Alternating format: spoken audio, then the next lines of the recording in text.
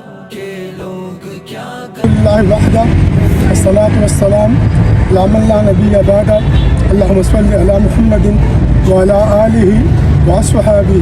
وازواجہ وبارک وسلم۔ سب سے پہلے تو میں آپ کا اور آپ کے چینل کا بہت مشکور ہوں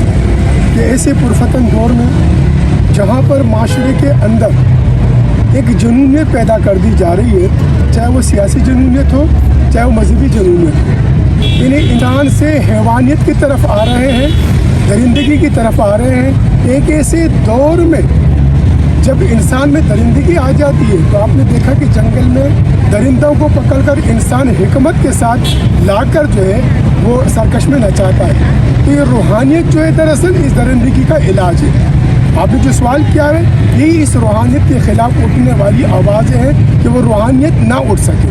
خاندان الحمدللہ ثم الحمدللہ ہم حضرت امام زین العابدین رضی اللہ تعالیٰ کی آل سے ہیں، آپ کی نسل سے ہیں، اور پچھلے قیام پاکستان سے لے کر آج تک ہم اسی سرزمین پر آباد ہیں۔ قادینیت سے تعلق ہے۔ اتنی 70 سالہ 75 سالہ زندگی میں کوئی ایک بندہ ثابت کر دے کہ ہم نے کسی بھی فرقوی معاملات میں مداخلت نہیں کی،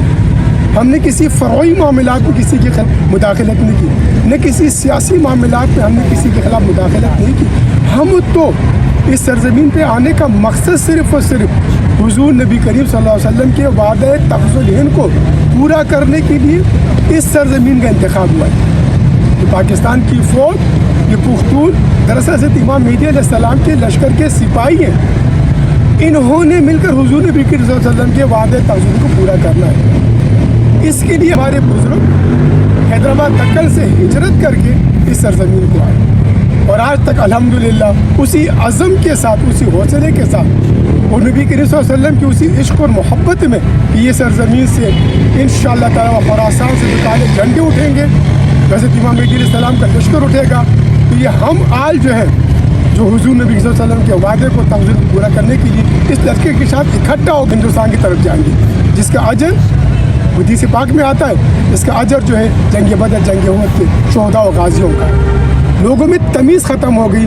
کہ جو آل رسول کے مزار پر جو قرآنی آیات کے غلاف پڑے تھے، جو وہاں پر آپ کے شجرے کی جو کتبہ لگا ہوا تھا جس پر اللہ کی حمد لکھی گئی تھی، قرآن کی آیات لکھے گئے تھے، وہاں پر جو درود شریف لکھا گیا تھا، اس مزار کے اوپر جو درود شریف کے مکمل ایک پوری تختی لگی ہوئی تھی، وہاں پر کلمہ طیبہ لا الہ الا اللہ محمد رسول اللہ کا جھنڈا لگا ہوا تھا۔ یہ حیوانیت پیدا کر دی گئی کہ نعوذ باللہ من ذالک یہ قادیانی ہے، نالت بیچتے ہم ان پر، قادینیوں پر بھی اور جو ہم پر فتوے لگانے والوں پر بھی، اللہ کی نالت اور جھوٹوں پر جو فتویٰ لگایا گیا، لوگوں میں اشتعال پیدا کر دیا گیا، لوگوں میں ایک ورولہ پیدا کر دیا گیا، لوگوں کو یہ نہیں نظر آئے کہ قرآن کی آیات ہے، اتنا جنونیت حیوانیت پیدا کر دی گئی۔ تو اس جنونیت اور حیوانیت نے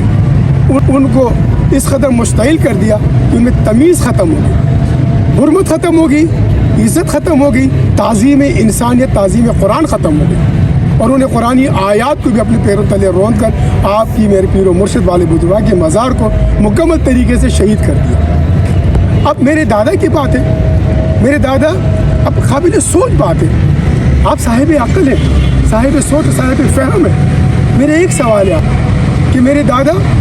1886 میں پیدا ہوئے اور 1952 میں آپ کا وصال ہوا۔ اب 1952 میں وصال ہونے والے بندے کا بارے میں یہ بہتان لگانا کہ اس نے نبوت کا دعویٰ کیا، نعوذ باللہ من ذالک، اب انتقال کے بعد اس نے دعویٰ کر دیا، یا اب جو 75 سالہ میری زندگی اس پختونخوا کے اندر، اس پاکستان کے اندر جو ہجرت کر کے میرے بزرگ اس سرزمین کو آئے تھے، 75 سالہ زندگی میں کیا کوئی ایک ثابت کر سکتا ہے، کیا کوئی بتا سکتا ہے؟ میرے پیر و مرشد والد بزرگوار صاحبزادہ سید ضیاء الحسن قائم مقام مجاہد رحمۃ اللہ علیہ، آپ ان کے قائم مقام ہیں، ایک روحانی نظام کو لے کے چل رہے ہیں۔ انہوں نے میرے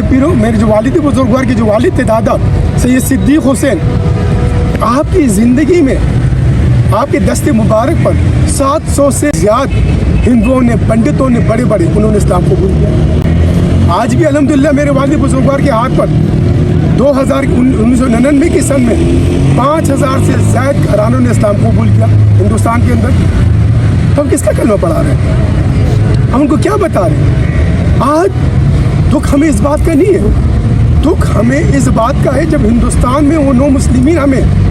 فون کر کے روئے کہ جن کے ہاتھ پر ہم نے اللہ کے آخری نبی کو پہچان کے ان کا کلمہ پڑھا، ان کے بارے میں کفر کا فتویٰ لگا شہید کر دیا کہ اب ہم کہاں جائیں، ہماری کیا جگہ، ہم ان کو کیا جواب دیں؟ میرا حکومت سے یہ مطالبہ ہے کہ ہم ان کو کیا جواب دیں؟